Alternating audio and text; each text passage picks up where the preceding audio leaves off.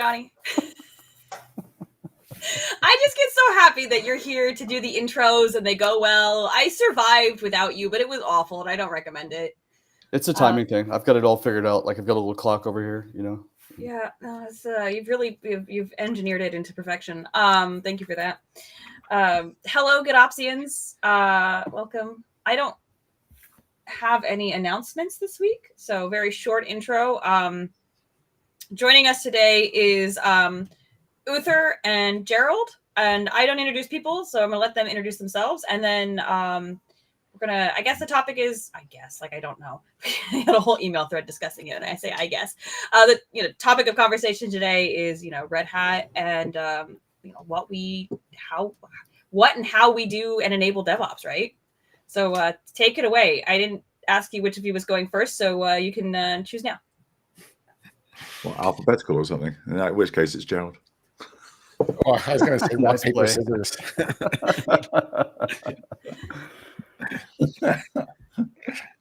Yes. All right, Gerald, go. So my name is Gerald Nunn. I am the GitOps Technical Marketing Manager at Red Hat. So I help our customers as well as our internal field people, consultants, solution architects get the most out of our GitOps product, which is OpenShift GitOps and is based on upstream Argo CD. And I'm sure everybody who's listening to this call probably is very familiar with our GitOps. Hopefully it's very familiar with our GitOps offering.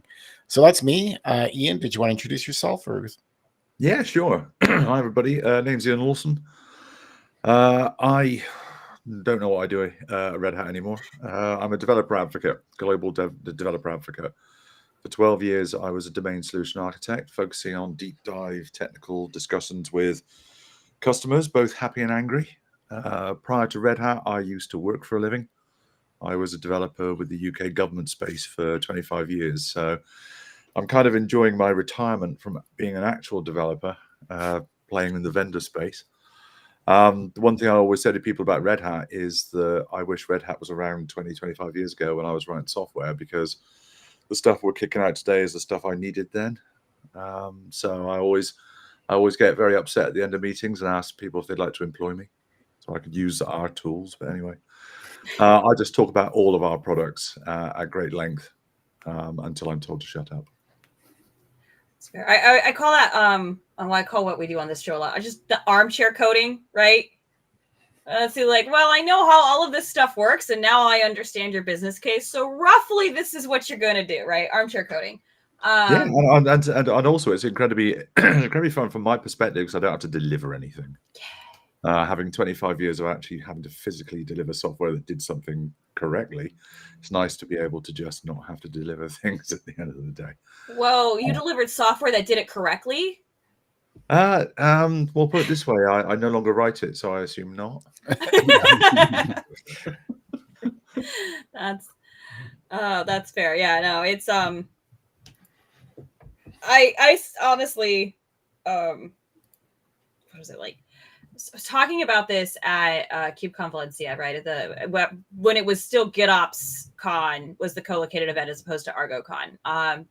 And the things that we had to do that modern GitOps just does for us is I actually asked the audience, it's like, okay, so who here has who here has pushed code to production with FTP, right? And 5 or 6 hands went up, including mine. And people were I was like, okay, so there's a few of us. And so then I later asked, I was like, okay, so who here by show of hands has daisy chained Jenkins jobs together, right? The same hands went up. And I looked at the crowd and I was like, okay, so all y'all are making me feel pretty old, and you actually can leave. But the things that we did to do what is just now done almost automagically for us by these tools that have been developed. I feel you on that, on the, can I go back in time, but have this thing, and how much better my life would have been at what else could I have accomplished if I hadn't spent all that time doing it the hard way? Yeah.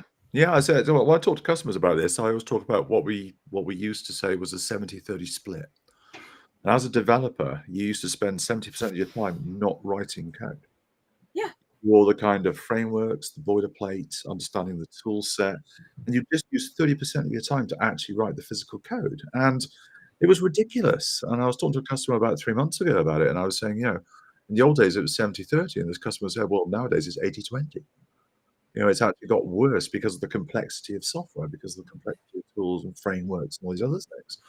And in some ways, I really envy developers today because you've got access to these huge amount of tools, good stuff with the Red Hat kit, with the OpenShift things. But you've also got this huge weight of additional frameworks and languages and multiple ways to do things. And we're going to talk later about Red Hat Developer Hub, which is designed to remove that cognitive load overload that developers get nowadays and let them actually do the work. But, it was never perfect for us. When I used to deliver software, I used to, my sort of code context was a Post-it. I'd write the software and then I'd write the environment variables on a Post-it and give that to the ops guy and then walk away and let him sit there and cry for a bit. And ops used to absolutely hate me. So all this kind of thing with DevOps and DevSecOps and the combination and the breaking down of the barriers between the developer and the person who runs it, business as usual, it's absolutely fantastic. And I say we've just been working on something, Gerald and myself, a demo based on composite products. And I just constantly amazed at how cool it is nowadays, how the control mechanisms are there, how the compliance is done through the GitOps side. It just gets rid of that concept of drift, the old concept of drift, that ops were always coming to you and saying, we need to patch this. And it's like, well, that environment variable is meant to be this. 3 months ago, and now it's 15 other environment variables. Where did they come from? Yeah. I had one time, exactly that, right? Found out the very hard way that staging in production did not match. The VMs did not have the same amount of memory. And the new feature that I just spent all that time testing and we just released was incredibly memory intensive. So, Of course, what happened the first time somebody tries to use it in production, right? It falls over. And I'm getting yelled at. Right, I was the lead quality engineer for this. I'm literally getting yelled at. Which, don't yell at your quality engineers, guys. Like, what the heck? Stop that. And I look at the CTO and I say to him, I told you that testing and staging did not guarantee production behavior. I raised this risk to you because they didn't want to feature flag it or do anything like that to try and do a soft rollout. Like, that was not that. They didn't want to do that, right? So I said testing and and like this is exactly what GitOps solves. Like this doesn't happen in GitOps environments, right? And he just like is stunned for a moment. And bless him, the lead engineer who sat at the desk next to mine looks at him and goes, "She did tell you that right in front of me." And like that was the end, right? The guy just was like fine and like quietly like walked away after that, right? Please note I didn't yell back, kept my cool. And so for the folks that, I think everybody here probably knows this, but when you needed to increase memory on a VM in those days, you had to restart your VM. It used to be a world of pain. Mm-hmm. So I come from a Java background because I was there when Java kicked off, when it was called after a tree. And I'd spent so many times on projects where they would just up the heap space and stack space. When things ran out of memory, it would just raise the XMS until you didn't get garbage collection anymore, so you didn't have any problems. And that seems to be the standard response. And of course, when you're absolutely dead on, when you actually do these testing, you can't do functional testing on a test system. And there were various places I worked for that allowed us to do functional testing on the production systems, which was insane. But all of these kind of complexities, they shouldn't be of interest to the developer. 100%. Right? Yeah, no. You write your code, you deliver your code. And in the old days, we called it throwing over the wall. You'd write your code and you just stick it on a disk or whatever you did, give it to the ops person and say, it's your problem now. And then they'd phone you at 2:30 in the morning and say there was a stack trace. Normally. It was always some dumb time like that too.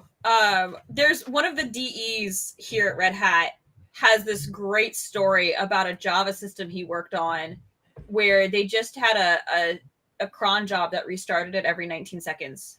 Otherwise, it would fall over because I guess the heap would overflow or whatever. I've never done any actual like serious Java development, so I've never had to get into heap man and garbage collection. Like a little bit, I've had to SRE some of those things, so I've seen it.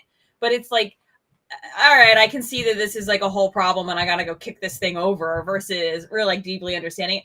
Completely different, totally different things.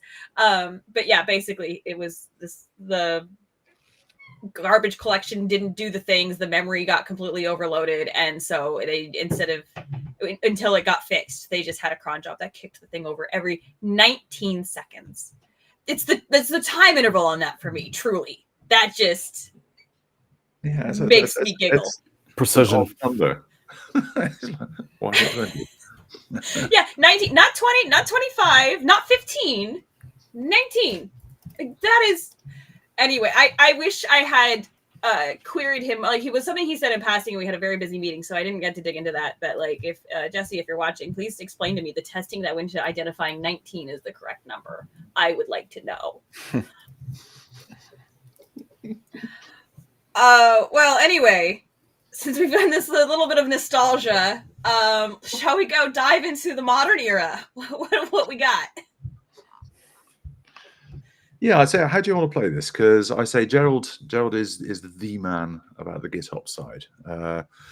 I tend to just nick his stuff when I want to demo it. And I talk about Red Hat Developer Hub and OpenShift and how OpenShift is God's gift to developers and things like that. Do we want to just step through, perhaps explain what GitOps actually physically is compared to DevOps? I think that's a great idea, because there was actually a comment on one of our recent videos where someone was like, hey, I'm really new to this space and I didn't understand what was happening here. Like, is there a primer somewhere? And I was like, oh, we're overdue. So that would be absolutely perfect. And I hope the viewer who watched that recording later finds, I'll actually go respond to their comment and link this whole thing for them, is what I will do. Because I think that we're overdue for a review. Yeah. So Gerald, do you want to go at having a basic? Sure, I could show some slides, but I think it's more fun to just have a discussion about it and get everybody's thoughts and opinions. So from my perspective, GitOps is really just taking the developer workflow and applying it to infrastructure, in the sense that Git or potentially something else can be your source of truth. And you have a GitOps engine that essentially takes that source of truth and makes sure that the target, the destination, is consistent with that source of truth, right? So if it deviates in Git, i.e. somebody does a new commit, the engine makes sure that that deviation or that new commit shows up in the target destination. If somebody changes the target, which deviates from the source of truth, the GitOps engine can then reconcile that back to the source of truth, or optionally just flag it as something for a user to look at. And from my perspective, the real benefit of GitOps over, say, a traditional automation tool like Ansible or Terraforms or whatever else is out there is that reconciliation loop. The fact that it's two-way and it's not one way. Like where Ansible, you run a playbook, it will update a bunch of stuff. It's great. But Ansible has no knowledge if somebody goes and changes it after the fact, right? So that's really, from my perspective, where GitOps comes into play. It really leverages the declarative nature of Kubernetes. Talked about the good old days and Kubernetes, and the way that you just can say, hey, here's my application I want to deploy with CPU, memory, here's my image. You figure out where it goes on your hardware. I don't care. Makes things so much easier. And it's really why I think GitOps works really well in a Kubernetes-based environment. And achieving that same capability in a more traditional infrastructure tends to be more complicated. And that's why you see folks like Upbound with Crossplane and other systems that are essentially leveraging the Kubernetes declarative API to try to put that declarative layer on traditional infrastructure. So that's a fairly long-winded, somewhat deviated talk about GitOps, but from my perspective, that's really why GitOps is a thing. From a DevOps perspective, I really look at DevOps as a methodology and GitOps as a key component of implementing DevOps in a way that works in the real world. Yeah, that sounds cool. I'll add something very, very quickly to that, because coming from a development background, I love OpenShift and I love Kubernetes, and I often get told to stop talking about it, especially after work. But Kubernetes and OpenShift are both what we call desired state engines. When you interact with OpenShift, when you interact with Kubernetes, you just go into it and you say, I want this. I want this object in this state, or I want this object to go away. And the beautiful thing about OpenShift and Kubernetes is that everything, every single aspect of the engine and the applications are all objects, and they can be defined as code. You get a piece of YAML, as Gerald said, it's declarative. So rather than having an endpoint for each type of thing you can create, you have a single endpoint where you throw a piece of YAML, and the first piece of YAML, the first thing in the YAML says, I want an object, I want an orange, I want a banana. You then have what we call the etcd, which is the brain, which stores the desired state of that object. And then we task the worker nodes with a tiny little robot on them called a kubelet to physically realize those objects. And the nice thing about the two-way mechanism that Gerald was talking about is that the user just says, I want this. And OpenShift says, I'm on it. And then when it's passed down to the actual worker node and realized, the actual kubelet on the worker node says it's fine, at which point it's reconciled. Any point in the future, let's say if the orange falls off the shelf or gets peeled and you need a new one, the kubelet will say the object is no longer healthy, the orange is no longer healthy, and OpenShift will put it somewhere else until it becomes healthy. Now, the combination of that reconciliation loop and the fact you can declare everything as code is what makes GitOps so powerful, because you store those tiny pieces of declarative YAML that tell you this is the state I want. And then the Argo CD engine actually pushes that to a cluster and sits there 24/7 as a watchman and watches the two. It watches the actual state and the desired state. And if they fall out of alignment, it resynchronizes it.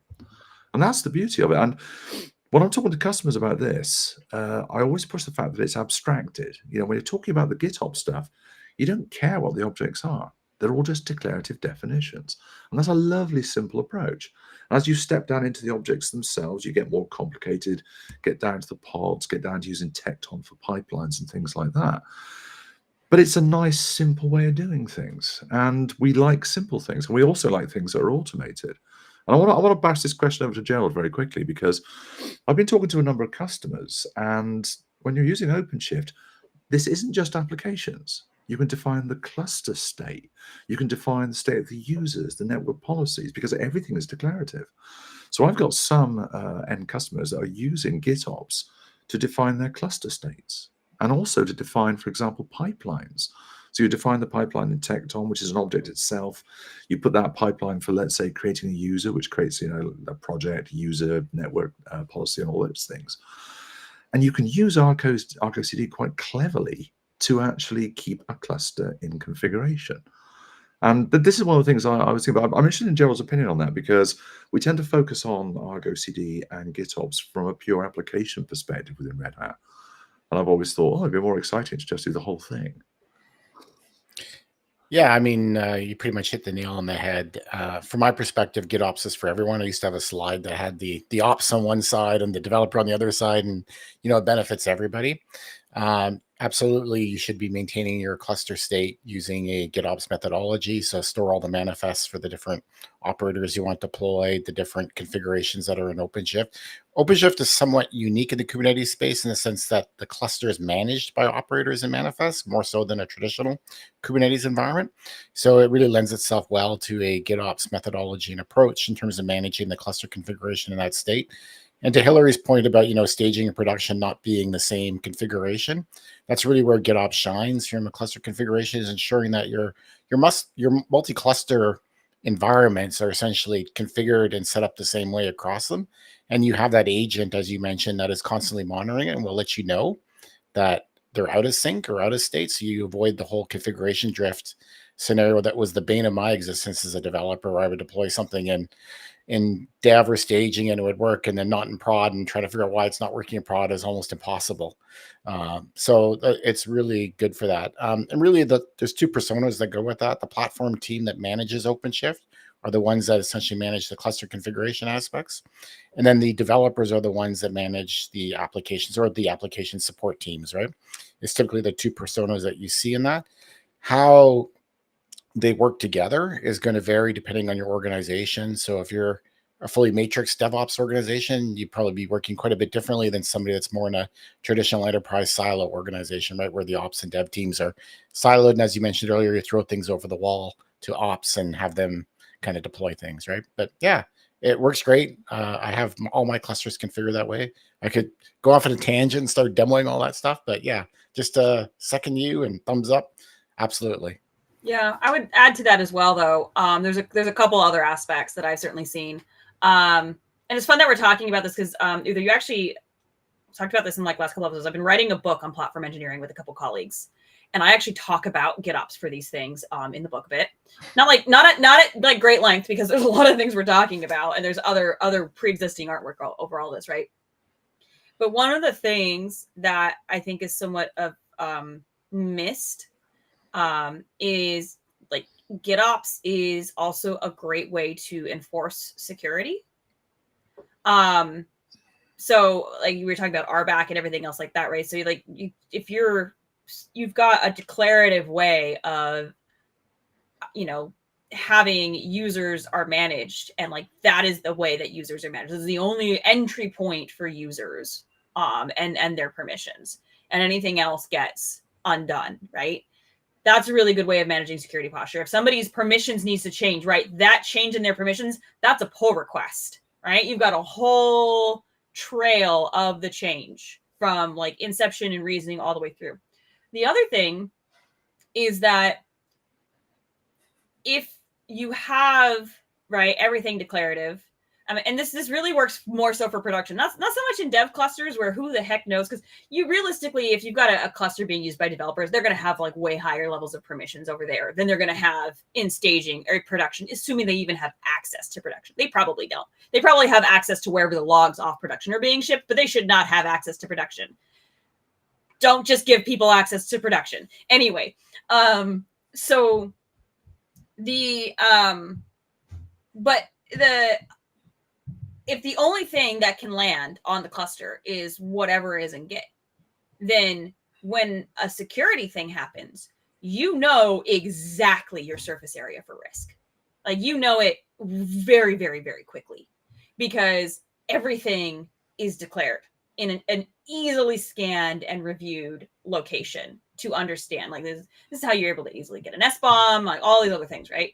So you know if you're impacted by a CVE, you know if you're impacted by a log4j, right? Very, very quickly. And actually for us in the SRE organization, because of our use of GitOps, when log4j landed, we knew immediately what our surface area was, like how at risk any of our stuff was. And then, Red Hat has our whole, secure supply chain things, and we had a lot of other stuff going on. So like that kind of was even the teams that didn't use full GitOps, it was still like very much understood because of that leverage. Even if there wasn't a full reconcile, that source control as truth was very much true. So the security, the way it can really augment your security game in GitOps is something that is, I think, sometimes a bit undersold. And I think it's because there's also kind of the caveats of, but it depends, but also this and so on. Because if somebody has cluster admin, they can technically bypass your GitOps system. But that's why you just don't give people cluster admin. You just don't do that. Well, yeah, the thing is, if they have cluster admin, even if they bypass your GitOps system, if it's something that Argo is managing, you know about the change. Yeah. Mm-hmm. Yeah, you definitely do. You definitely do. And you can set up monitoring and alerting and all kinds of other things to catch that. And, you policies. Yeah. You can do so many things. But yeah, so that's just kind of the other thing is we talk about it for delivery a lot. We talk about it for management a lot. It does do the security things. It can't be the whole security story. It can't. But it does the things. Yeah, it's an important piece of the puzzle. Yeah, one thing too, and depending on how you like create your values and set your values and stuff like that up, like if you're using Helm, if you're a Helm person, unlike Gerald, I like Helm. I like Helm if I don't have to manage it. No, I know. I know that like Gerald and Christian were big customized people. So but depending on how you set it up, I mean, you can go look at your applications, right? And you've actually got that bill of materials that's on your cluster, right? So you have an inventory of everything that you're deploying out there. And then, we talk a lot on the infrastructure side about, pets versus cattle when we're talking about cluster deployments and stuff like that. And this really lends itself to that because now it's like, all right, if I have to blow this cluster away for whatever reason, right? Maybe I don't need it anymore. I need to resize it and I don't want to, do whatever it is. You can just redeploy your cluster, apply your GitOps config to it, and then all your apps are redeployed and stuff like that. So I think like just the overall, and Ian, the one word that I like to say a lot when we talk about this stuff is evolution, right? Because like 100 years ago when I was growing up and I was doing this, like you had to do everything by hand or through a freaking shell script, or if you hated your life, you could do it in Perl. But like, shots fired, Jonny. Dang. There are worse languages. If you're a Perl person, which I know Hilliary is, I'm just that's alpha nerd level stuff. Like that's big time stuff. So, but no, it's but it's that evolution, right? So back in the day, you had scripts or you had to do it by hand, and there's you're prone to mistakes, and like even that Perl script, no matter how great it was, like there's a potential there that something could be passed to it incorrectly, and then disaster. And I think that like now as we get better and better and better, and the tools are getting sharper and sharper, like we're able to apply like legitimate precision to our deployments, and I think that that's incredible to be where we're at now, and then we're not even done. Yeah. That's an interesting philosophical question there as well, because what I'm seeing a lot of is, especially with the customers I deal with in the field, people have evolved. They've come through this process of having to write their own systems, write their own control mechanisms, things like this. And you get to the point where you go in and you say, this is an incredibly easy way of doing it. You go down the Kubernetes route, you pick a good Kubernetes, i.e. OpenShift, because every other version of Kubernetes is terrible. And you put GitOps there and you use the security protocols and all those kind of things. But you've got lots of people who've got existing knowledge of the systems that they've used. And it's a comfort factor, and they know what they're doing. They know, it's an intricate set of shell scripts or whatever to actually do a deployment. And it's quite a big task to get them to understand the basics of how this works so they're confident with it. It's one of the worst problems I've had with dealing with people when I've been trying to actually push, because I'm not a salesperson. Even though I worked in a sales organization for 12 years, I'm not a salesperson, and I always never go on with salespeople. And when I'm talking to customers about these kind of things, I just want them to understand how simple it is and how basic it is. And we have a bit of a learning curve issue with Kubernetes and OpenShift, and I don't think we should have. Under the covers, it's incredibly complicated. On the surface, if you look at what it actually does, it's incredibly simple. But it's a big push to try and get people to understand the strength of this solution. When you do, it's like the light goes on and everything just gets thrown away, and they just use GitOps and to their heart's content. And what I'd like to see at some point is a way that it makes it much easier for us to actually show people how cool this is and how easy it is and how reliable it is. So you can put to bed all the kind of worries they've had from years and years of developing their own integrated systems, their own sort of approaches. And not every single person you talk to in the world, unless they were born yesterday, has a previous version of something that's similar to GitOps. And every organization is different. And there has to be this nice message. And it's not a sales pitch. It's that this is just bloody brilliant. And it's really sweet, and it's easy, and it's solid, and it's elegant. I always get told to leave the room when I start talking about how elegant Kubernetes is, but it's a wonderfully elegant system under the covers. And again, I'll stop the philosophy and start talking tech now. Yeah, well, I was gonna say to Jonny's earlier point, Jonny, the one-click disaster recovery. That is like, okay, cool. I need to basically, target a new region because, East US is down, or whatever region it is in whatever cloud you use. And, I'm going to target, I don't know, where else do they have data centers? I know the Azure West ones. 2 or even West EU, West Germany, something like that, right? I'm going to go over there. I'm going to put in a little PR that says this is where we target now, and I'm going to run that, and then boom, it just does the things, right? The amount of, that's your level of work for a disaster recovery when you have implemented GitOps. And I think this will go well nicely because we're actually going to talk to the OC Mirror team in 2 weeks about their tool and kind of past version and current version. And it does allow for some of that as well. And I've also seen that you can use it to kind of mirror things across like air-gapped environments, and air-gapped is a whole other problem. But anyway, but yeah, that disaster recovery being that simple. I mean, I remember one of the, land of VMs, and you spent 4 hours practicing your disaster recovery because that's how long a disaster recovery took. And that was like, okay, cool, we can do it in 4 hours, we're good, right? Now I can do it in, how long does it take a cluster to build? Yeah. An hour? There are Yeah, two components, though, to pretty good. disaster recovery with an OpenShift environment. One is the resources in OpenShift, so that GitOps essentially obviates the need largely to backup etc. D, right? Essentially, because everything's in Git anyways. Why do I need to back up etc. D? The one thing it doesn't take care of, though, is state. So if you're using PVs, you still need to back those up and have a mechanism for doing that.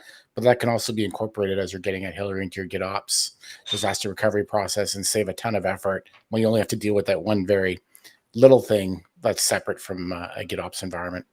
Yeah, it really starts. Sorry. I'd add something to that as well, because I've been talking to lots of people about disaster recovery in the last couple of weeks, because people are very concerned about things like VMware and other things of that consequence. But we've got a fantastic solution based on Metro. What Metro does is it takes a physical synchronous copy of the underlying storage that you're using on your cluster. So your PVs are automatically synchronized in near real time to another physical location. And I always had another philosophical question here. I always had a lot of problem talking about DR with Kubernetes and OpenShift, because as far as I'm concerned, ignoring kind of physical state and things like that, you don't need DR with an OpenShift cluster. OpenShift is self-healing. You have additional worker nodes, lose a worker node, things get moved on to another worker node. It's the whole policy behind Kubernetes and OpenShift. But again, you have a lot of customers who are in the old school way of doing hot, near hot, or hot DR, and you can do that because we haven't talked about ACM. ACM is our supercontroller, which sits above OpenShift clusters and acts as a supercontroller for placement of workloads. And a combination of that, because correct me if I'm wrong on this, Gerald, we've actually integrated Argo CD via application sets into the back end of ACM now, rather than using the old school ACM way of doing the application. It is there. The old school way is still there as well. Yeah, it does support application sets and some features around application sets to make them easier. Yeah. So that you have this kind of super control and disaster recovery across multiple clusters, and it all comes from the simplicity of the object model and the fact that everything's declarative. And this is where GitOps is a godsend. That combination of ACM and GitOps too, right? It's dope in OpenShift because you can say you can use placement policies and stuff like that, and really tune down to okay, the resource, how you want to deploy an object to a cluster and stuff like that. If you wanted to spin up a new cluster and do some stuff, you could do it that way. It's super dope when you have them all working together. Yeah. I'll say that what I've been talking to people a lot about is node placement as well. That's another beautiful feature, because you can tell, because I've been talking a lot about virtualization. You can say which machine you want to push a VM on. You can say which machines aren't allowed to have developer mode. That's the other big thing I wanted to mention as well, is that in the old days, we had distinct clusters for different forms of behavior within the organization. You'd have a development cluster where your developers were kept behind bars. You'd have a test cluster which the testers use. You'd have pre-prod. You'd have non-functional, functional clusters. I've been pushing, and people are going to grimace at this point, but I've been pushing to the people I talk to just have a single massive OpenShift cluster and use node placement. Oh. I know that would annoy somebody. Oh no! We're gonna fight. Node placement and also the node capabilities to express the actual physical components of the nodes. Nope. So you can actually control the placement of the workloads. Nope. Go on, tell me why I've been lying to customers for the last 2 years. Okay, here's the thing. It's not that it can't be done. It's that you have to be so careful, right? You have to be so careful. And that gets down to making sure that people only have access to their namespaces, and those namespaces can only be on certain nodes. And so all of the affinity and anti-affinity and node selectors and labels and all of that pieces. But here's the other thing. God, there's a lot. Okay, shared resources. All right, let's just go down the steps. Starting off, you've got one cluster, you've got one set of networking.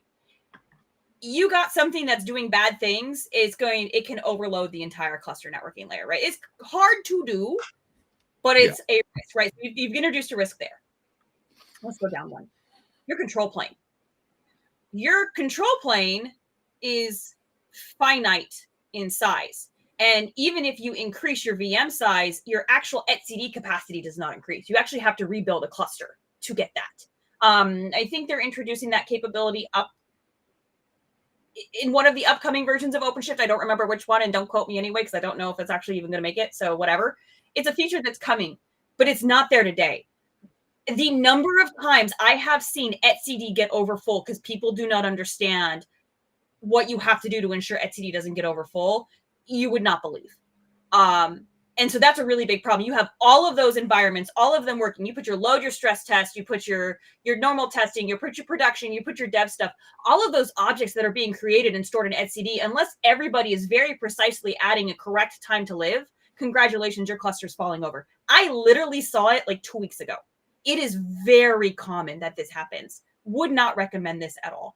Unless you understand at every single layer how those how that isolation can fail, do not do this. It is dangerous. Next, CPU. So every node is essentially a virtual machine, right? And so it uses the Kubernetes uses the completely fair scheduler, which is like the same as Linux kernel, right? To allocate CPU. And technically speaking, every node has a maximum amount of memory in CPU. However, memory can never be exceeded. CPU can. So when you have a runaway workload, which I have seen so many times, when you have a runaway workload, it may be, and now you also can overcommit as well the work. So even if you don't have a runaway workload, but you've overcommitted and you have, your workload's using 500% of the node CPU, quote unquote, capacity, you've got a noisy neighbor, right? You've got a noisy neighbor, and that's going to start taking things down. So you need to consider CPU, like you can actually do something where it like CPU is guaranteed no matter what, because it's reserved CPU. Like you need to consider reserved CPU, which can also cause a noisy neighbor. So that's double-edged. You need to consider how to do pod disruption budgets, how to do pod priority. The level of precision required to do one gargantuan cluster is not for the beginner. It is not for the beginner Kubernetes user. It's not for the beginner consumer of Kubernetes and OpenShift. It is actually phenomenally difficult to do that and not cause a failure. Do not do that. Do not do it. It's one of the strengths of OpenShift, I think.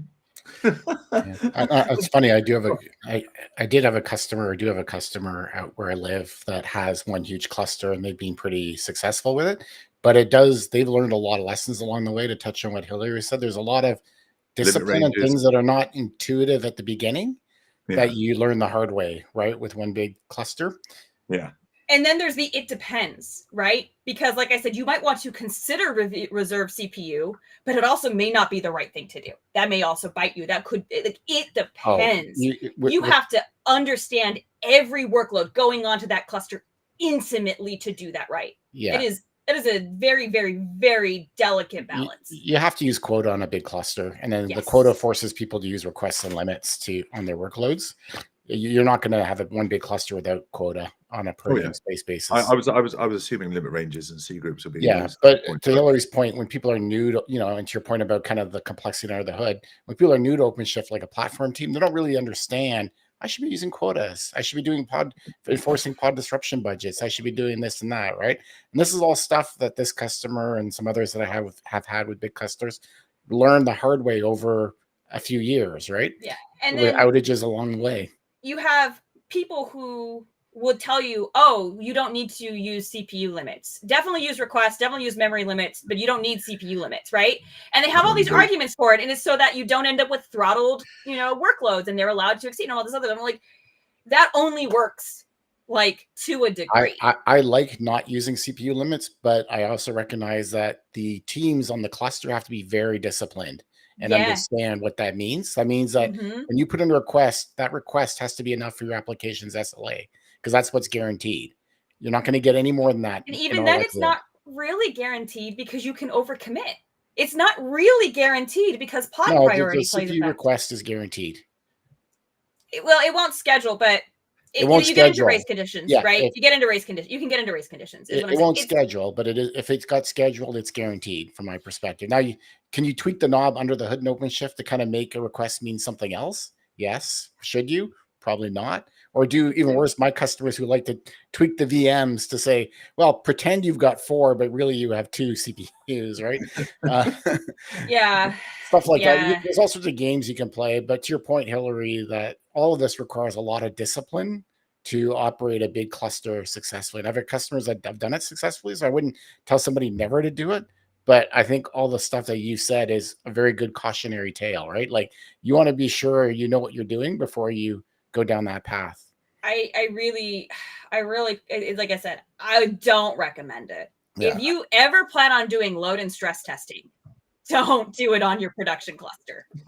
not unless you are deliberately happy to take down production. Do not do that. And like I said, etcd getting full. It's something that somebody was like, I've never seen that. I'm like, oh, I can't even count the number of times I've seen people like need to like etcd being too full. I've seen it happen because of the number of Tecton jobs people have used. I always joke my first great contribution to open source was going to the Red Hat Tecton team and telling them, hey, you need to go and turn on auto pruning, and then could you please backport it because our customers' clusters are falling over because they don't know to do this, right? Yeah. And they did. They immediately understood the problem. They immediately jumped on it. They immediately did it. And I was like, thank you so much, because SRE is dying under the weight of this issue. And so like, bless our Tecton team for that. But then Argo CD did the same thing down the line. The Argo CD team had to go do the same thing. These things do happen. And especially when you are leveraging solutions that you don't write, you may not know what they are not doing in a way that will allow you to avoid those types of situations. Not to say you shouldn't use Tecton and Argo. You absolutely should.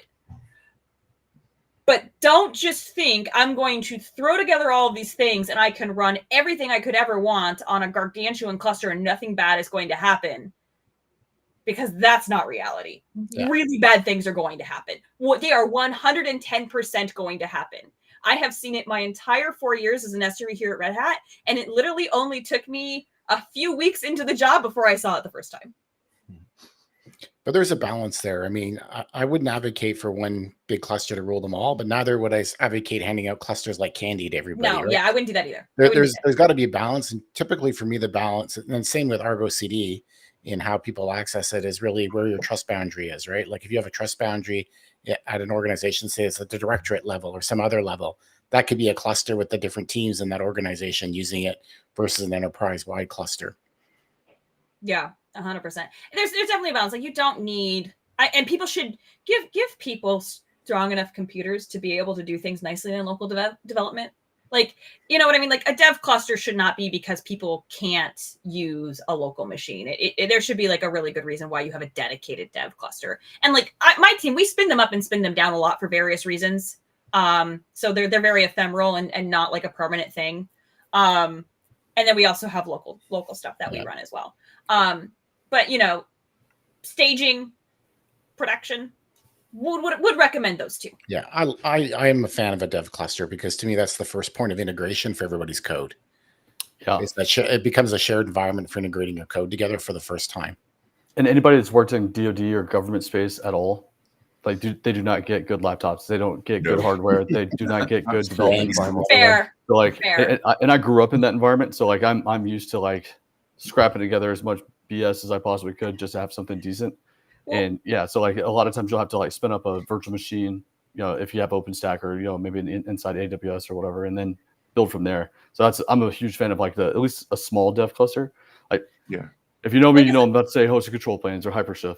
Yeah, something you can spin up, do your thing, tear it down. Yeah, and that's the thing is it's up and down. It doesn't have to be this long-lived thing. Like like I said, we spin them up and tear them down multiple times a week in my team. And there may be 1, there may be 2, there may be 0. It really depends on what's going on that week for the team.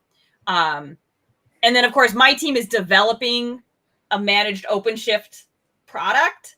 So what we're not actually running clusters like the customers do. We do have a long-lived cluster where we do some experimentation and so forth, but that's a whole different thing. The actual process of building OpenShift doesn't look like the process of building on top of OpenShift. Wholly different world. Yeah, I say I similar background to Jonny. I come from 15 years of shadow IT, where you didn't have it. You couldn't get access to the kits. You had to go and get your own kit. And a lot of the customers I'm dealing with at the moment, they like to have a development cluster, because not only the situation of removing the kind of overhead of the local laptop doing the builds, Podman and those kind of things, but it's the security of the builds themselves and the security of the source code. So if you run something like dev spaces, for example, you can have dev spaces running on the cluster. Dev spaces gives you access, have a hosted version of Bitbucket on there as well. So your code never leaves the cluster. Your builds are never done outside of the cluster. Your images never leave the cluster. So when you're dealing with a highly secure agency, they love having these big development clusters. I've just been involved with rolling one out with the MOD in the UK, which is a huge cluster just for developing software on. But I want to bring the conversation back to something earlier very, very quickly. I've seen a lot. I used to love OpenShift 3, and OpenShift 3 was a Frankenstein monster to administer. Oh my God, it really was. It was OpenShift 4 is people who use OpenShift 4 didn't use OpenShift 3 do not know how lucky they are in this world. But the question I've got is actually something about the hosted control plane. So the hosted control planes, the ability to fire up, for example, a control plane as an application on an existing OpenShift. Where does etcd come in there? Oh my God, it's like 3 etcds in a trench coat. Yeah. So okay, keeping in mind that I did not really work on the AWS HCP, but I am involved in it, not like even that involved because I'm not responsible. I'm responsible. I'm just not responsible for its architectural direction. So I'm informed and consulted, but not like responsible for it. Like there's a dedicated Azure Red Hat OpenShift tech lead who has his entire focus is Azure Arrow hosted control planes. Whereas mine is I'm continuing on the classic with my other two team leads. Like the three of us are working on the classic current version of the service, right? And then we're sort of slowly bringing as that matures, because it's not beyond it's barely an MVP status right now. Anyway, the point is it's going to be different. You don't need to care as a customer. You shouldn't actually have to even care as sales under the hood. But essentially, and there's an architecture diagram for it, which I wish I had a whiteboard because I don't. I had a glass one and it shattered. I haven't replaced it. Anyway, wait, I have a notebook. Hang on, here we go. I'm going to, from memory, I'm going to draw this for you. We're going to get into this. Okay, so you actually have your this is like a ROSA cluster, right? And then boop, boop, boop, and this is a kind of a node boundary there, and then it goes to a workers, and this is that, and that goes to there. Yeah, okay, it's a really bad drawing. So you have your host cluster, right, where the hosted control planes live. And essentially, it has its own control plane. This is a classic like ROSA cluster, just like a customer would use. And then you have 3 etcds, or just like as if it were like 3 master nodes. You have 3 etcd replicas, and they're each on different nodes, right? And so it's like a bin packing. This is similar to how we did manage Kafka back when we did manage Kafka. So you've got the 3 etcds, right? And they are each on different nodes. And then there's also on the, I believe this is correct. God, somebody double check me. I went through this a long time ago. On the actual like worker nodes or the data plane part of HCP, there was actually a corresponding set of etcd. So we basically have etcd in a couple different places. So there's the main cluster etcd for the hosted control plane. There's the actual control plane etcds that live across 3 different nodes, and they're technically on worker nodes in terms of that initial cluster topology. They're actually on worker nodes, and then they're like kind of bin packed in alongside, every other HCP's control plane. I don't even know what to call these. Like, it starts getting so weird. It's the control plane within the control plane, and then over here you've got the data plane. But that control plane actually runs on a data plane because there's a separate control plane. Horrible naming. It gets a bit Inception at this point. It gets a bit. It is a little bit of an Inception, right? And so then there's the etcd that is local to the data plane where the customer stuff runs. And so that's what we've done. It's like, as I always say the joke, it's just 3 etcds in a trench coat. We called it hosted control planes. And then there's some privileged networking and some other stuff that happens. And then the real magic actually occurs with the hypershift operator. And that's the thing that knows how to do the stuff. That's really the meat and the guts of the hosted control plane. Is that the one that used to have the cool name Kubernetes? Because there was a super controller of Kubernetes clusters called Kubernetes, which I think morphed into hypershift. I actually don't. Complete random aside, of course. I don't know. It may have. That is a level of knowledge that I don't know. But yeah, so I always joke that that HCP is actually just 3 etcds in a trench coat. It is far more sophisticated than that. If the hypershift operator is a trench coat, it's a very, very, very nice trench coat. But anyway, that's actually how that roughly works. It will look different in the Azure version, but not so different that it's unrecognizable. Yeah, so a quick question on the Argo CD side, because you're in the ARO. Because I assume the listeners understand the difference between ROSA and ARO and self-managed and all those kind of things from an OpenShift perspective. One thing I talk about to lots of the customers is Developer Sandbox, which is our free-to-use Developer Sandbox. We've got lots of cool stuff on there. OpenShift Vert, so you can fire up some virtualization now. OpenShift AI, so you can play with your LLMs and things. But we haven't got Argo CD on Developer Sandbox because of the complexities of security. You know, you can do a huge amount with Argo CD. You have to be very careful on the way you control what people can actually do in terms of distribution applications and creation of objects from the objects that are created within Argo CD. Has there been a thought of having a managed version of Argo CD or a managed version of OpenShift GitOps, specifically for the managed platform users or you know, anybody basically that has a target Kubernetes system? Because I've always thought that'd be really useful. Oh man. Okay. Like this gets into like, I'm just an engineer. This is a business unit question, but okay. There is a long and storied history of managed services on top of managed OpenShift. Yeah.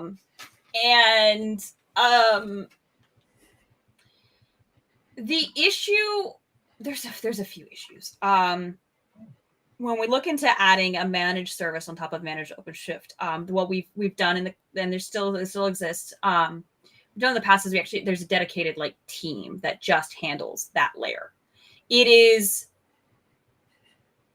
typically speaking, the way we do managed services in terms of like what S3 provides here is that we try to not ever investigate the customer workloads.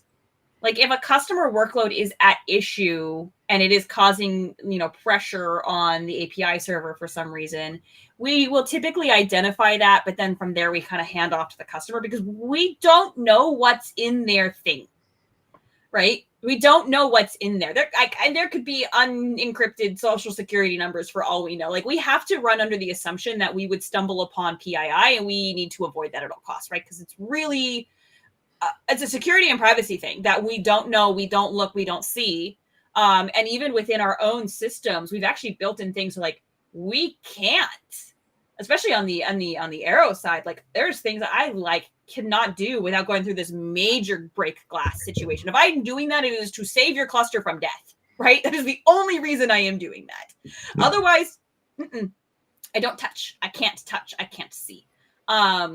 So when you have a managed service like that, it's much harder for that important degree of separation to exist. It can, but it is harder because if you want to SLA Argo CD's behavior, then when it doesn't do the thing or it doesn't do the thing in the time it needs to do it, that means getting deep into it. So there's a bunch of like compliance issues around that.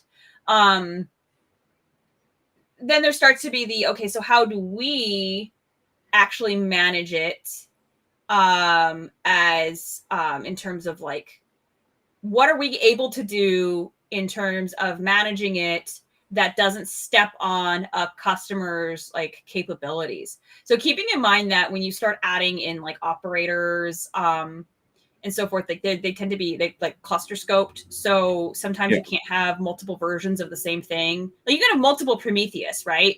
But you can't have multiple OPA. So for us to be a managed service, one of the things that we need to do is have opinions and enforce our opinions. And so one of the ways of successfully enforcing opinions would be to run a policy agent like OPA or Kyverno, right? But then if we do that, customers can't. So how do we successfully manage and support a service without stepping on a customer's capability of using their cluster? That gets very tricky. We've had to do some of the things that we have done to do this are, you wouldn't believe them. We're not even going to get in there, right? We've had to do a lot of work. So the historic on the managed services, that made it very difficult. So there's a lot of operators, and then you had operators within operators within operators. So you had custom operators wrapped around, for example, 3-scale. Custom operators wrapped around 3-scale to like how to create a managed 3-scale. But then you end up seeing things like the managed version of 3-scale, which was called Rome. And before it was Rome, it was called RHMI. And RHMI had a bunch of other stuff. And that ran also that goes all the way back to managed services on OpenShift 3.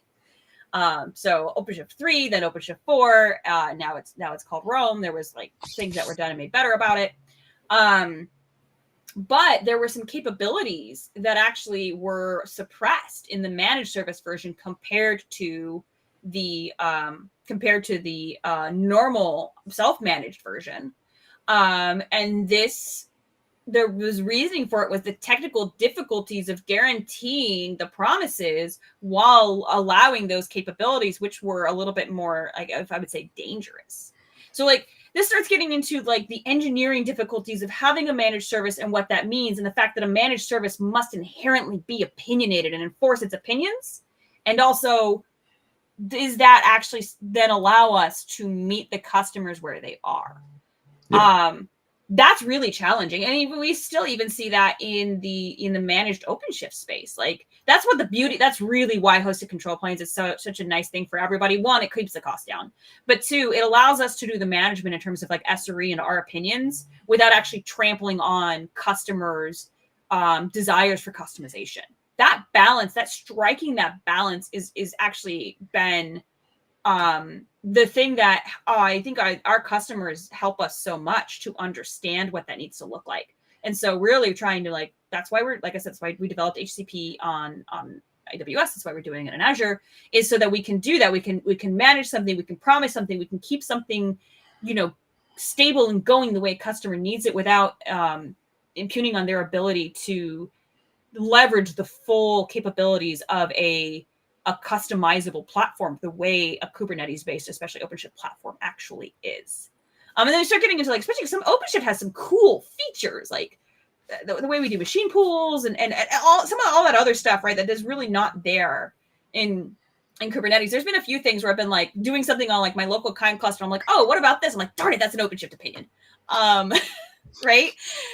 It happens. Yeah. And so, but some of times, when you need to be opinionated about how people do things so that you can guarantee their experience, in other ways, you damage the experience. And so I will say that's the challenge with building a managed service. It's not something that can't be reconciled. It is something that's just very difficult, requires a lot of market research, really needs to have legs under it to be worth the effort. That's a little bit of an armchair business opinion because I'm an engineer. What do I know? And so there's engineering difficulties, there's business case difficulties, both of those things working together. I don't know. We do things like this. We get customers engaged in things like this. We help them to be successful in ways like this. I think that is, and by this I mean this stream. I think that is a little bit of an easier way to help people understand. I don't know. Welcome to my TED Talk on managed services. The other thing from my perspective as somebody that was in sales as a solution architect is that when we had the managed services, the first question we get from customers is, how do I run this on my local cluster? Right. So you have to satisfy both use cases with the same piece of software. And a lot of times the managed services were never designed to be run by customers, right? So the one nice thing with Argo that I'll say in terms of your question is that upstream in Argo CD community, what they call Argo Project Labs, is that there is work happening around an agent architecture that is designed to kind of make Argo work better from a service perspective, in the sense that you can essentially run the UI, the server component, potentially some other components on a central hub, and have the application controller and other components distributed to clusters, right? And then have more of a SaaS offering type of thing based around that. And then customers can build and manage that themselves. And that's still quite a ways off, but just as an FYI, in terms of things that are going in that direction. And that's the direction I prefer. Like if we do a managed service, I'd like to see it packaged as a way the customer can run it as well, right, on their local cluster, not just Red Hat running it. I think this is, oh my God, this is such a great question. Isn't that why people are using open source? Is it's not opinionated? Yeah. Welcome to the entire reason we built hosted control planes. I don't know what else to say. I really don't know what else to say. It's, if you look at it from my perspective as an SRE, right, I'm responsible for keeping somebody's cluster healthy, regardless of what they do to it, right? That's impossible. So there has to be some boundaries. But so we built close control planes to really solve that problem, because if the control plane is somewhere where the customer can't, change it, then they can do whatever they want to their data plane. And as long as it can talk to the control plane, everything's copacetic. Now, if they somehow break that connection, I can't help them, right? Like if you do something to your networking so bad that you've managed to lose the connectivity between your hosted, like your HCP cluster data plane and where we have the control plane, please undo that networking change. But realistically, that's not really a situation that occurs. People typically know what they're getting into when they're going for this. Yeah, I'm a huge fan of HyperShift. I love it. I think it's awesome. And then after we had Eric Fried on Hilliary, I went and started messing with Hive. And Hive is also super dope. Like and the combination of both of them to spin up like a traditional, control plane and compute cluster, and then, also having the ability to spin up like a hosted control plane type cluster, all from pretty much the same place using very similar code. It's super dope. And then especially when for me on a development, from a development side, I'm spinning clusters up all the time and tearing them down. But then when you're trying to help, I was trying to help a customer in a workshop, right?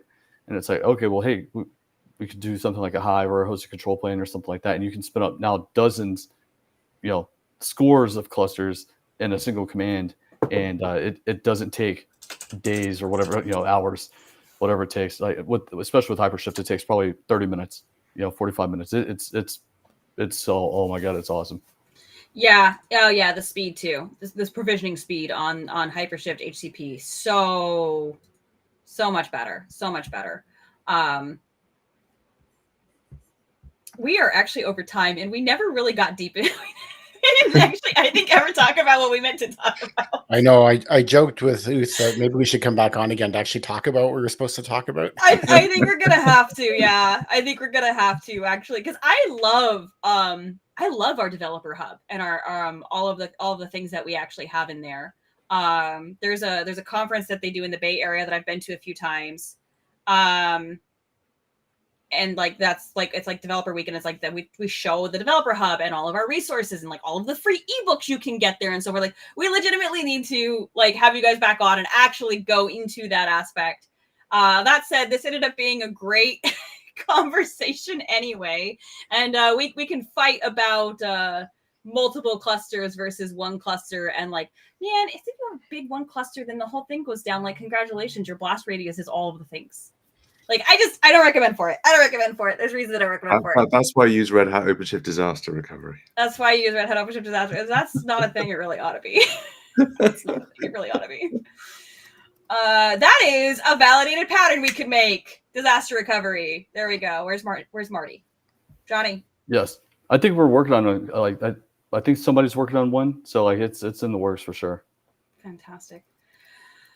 All right, we're 5 minutes over. I think that really means it's time to end the stream. Otherwise, I won't get food today. I just want to answer this question really quick from Darth Vikes. So Darth Vikes, the difference between a HyperShift and OpenShift is there's really not, right? They're both OpenShift. So HyperShift is just the means in which it's deployed. So OpenShift, when you think it's just Kubernetes, it's enterprise Kubernetes.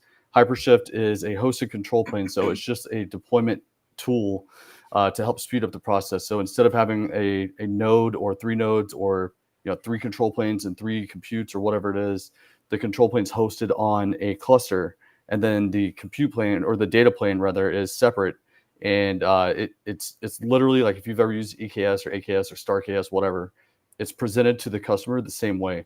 So like when you do an OC-get nodes, you see only the worker nodes, not the control plane or anything like that, because it's all on a hosted cluster outside of the scope of the workers. So they're both the same. They're both OpenShift. They both run operators. They both do things. You can deploy apps just the same. But it's just the way in which the cluster is provisioned. Yeah, cluster topology is a little different. And it's it is I guess you can use build from source and make your own hypershift clusters if you wanted to. I don't know, never tried it.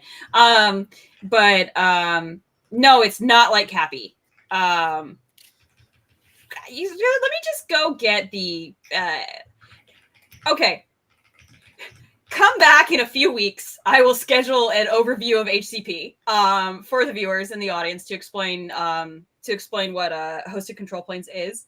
I did explain it a little bit earlier. It's 3 etcds and a trench coat. And the trench coat is the hypershift operator. That sounds so wrong. I'm gonna put that on a t-shirt. Yeah, it's how much time do I have? I have time. I'll stay on. Okay. So if you guys can drop if you need to drop. I think Jonny, you have a meeting. Coming up.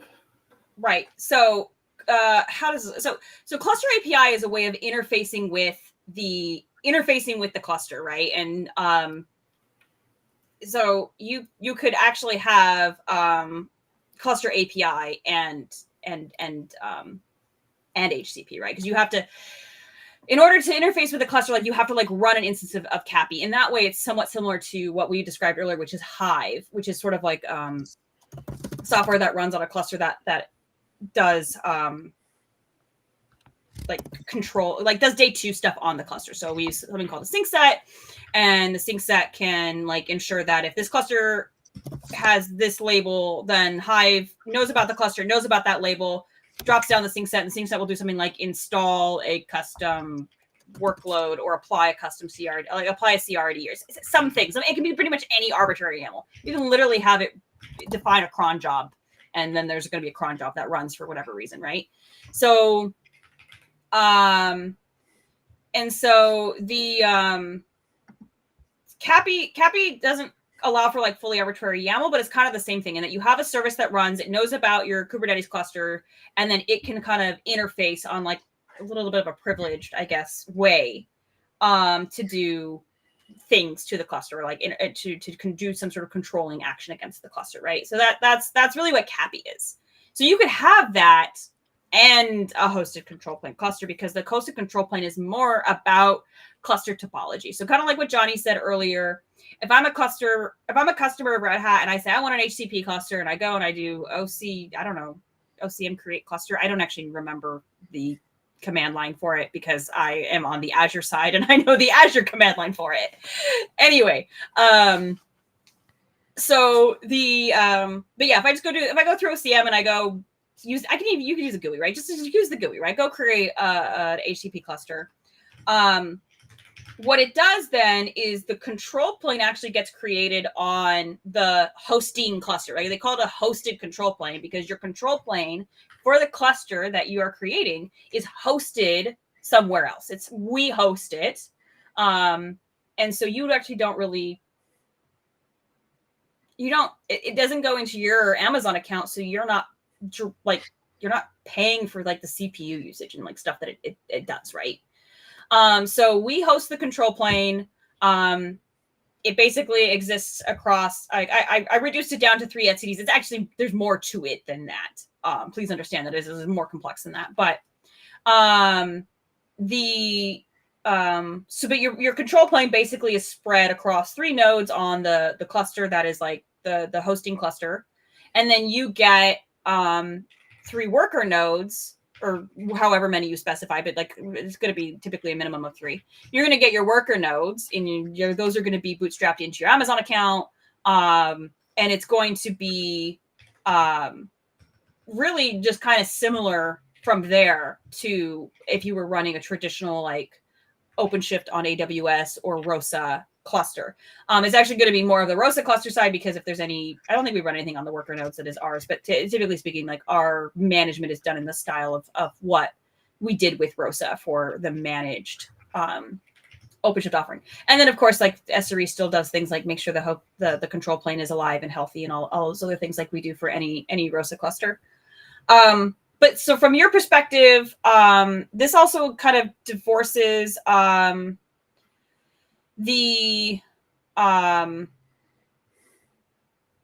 of the needs for us to enforce our opinions that in the way that we currently have to do. And so it allows you to like leverage more of the OpenShift features better than kind of in the more traditional managed service offerings where those leveraging of those features could step on some of what the SRE workloads do and enforce so that like, you know, we would be able to guarantee cluster stability. So you kind of get the best of both worlds by us separating out the control plane, which is the thing that we're really responsible for taking care of from your data plane, in that now you can do more things. Like I said earlier, as long as you don't do something that completely breaks the ability of the control plane to interact with the data plane, you're more or less good to go. And I don't quote me on that because I don't support the AWS side of hosted control planes. And maybe one of my SRE compatriots is going to come up to me and be like, Hilliary, what did you just say?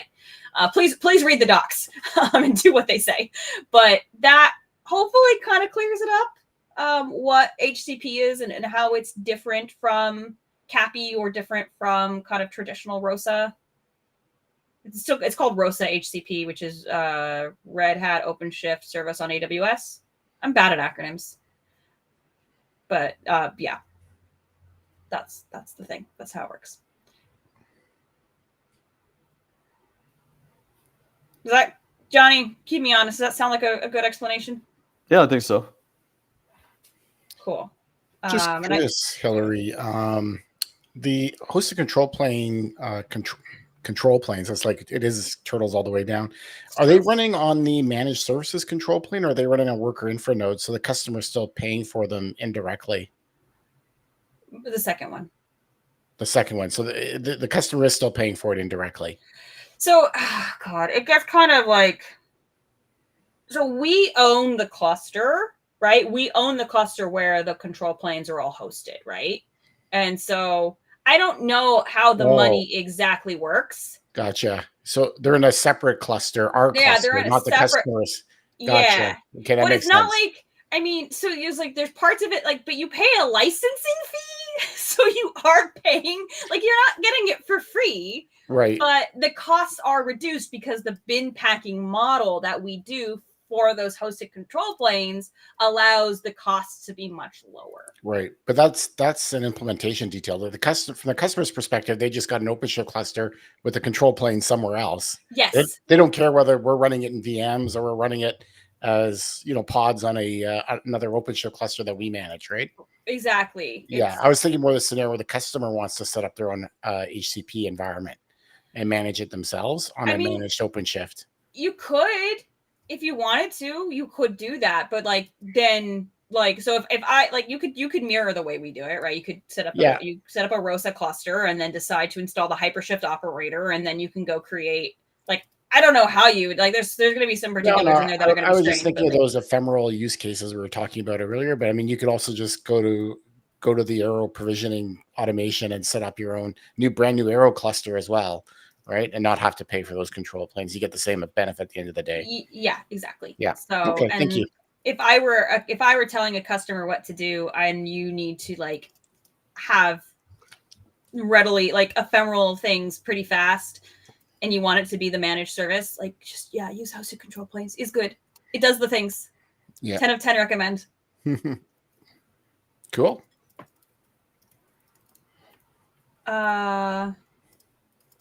Yeah, and Tal is in the comments. God, I love you, Tal. Thank you so much.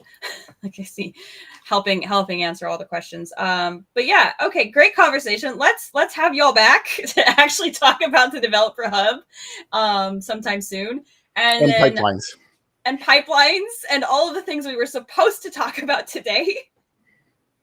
We'll just schedule that in sometime. I think I promised the audience we would do after October, after the first stream in October, we would do a general observability episode because that has been requested. So I will do as requested.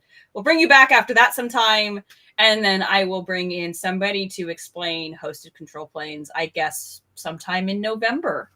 Looks like the rest of my year is planned. Awesome. Thank you, audience. Gerald, thank you for your time. Thank you. Sorry that it was fun. Sorry we didn't get all the way there, but I think this was a great episode anyway. Yeah, it was lots of fun. Thank you, Jonny, for staying late. I'm going to make you do the outro in a couple seconds, but first I'm just going to remind everybody that we'll see you in 2 weeks to talk about it's like an assisted AI for OpenShift. Oh. Yeah. We're going to have my friend Natan come back from Robusta. He's got a cool little demo to show. That'll be really fun. People love AI these days, I'm told. Then 2 weeks after that, we'll probably do reverse it. Sorry, in 2 weeks it's OC Mirror. I take that back. In 2 weeks it's OC Mirror, which builds on our disaster recovery thing we were talking about earlier. 2 weeks after that, it's assisted AI. I don't remember dates anymore. Somebody save me. I need more coffee, clearly, or slothy, however my mug says it. Coke is also a good idea. Excellent choice in soda. Until the next time we see you, whatever our topic is, choose your technical debt wisely, and it will be 2 weeks from now. Goodbye.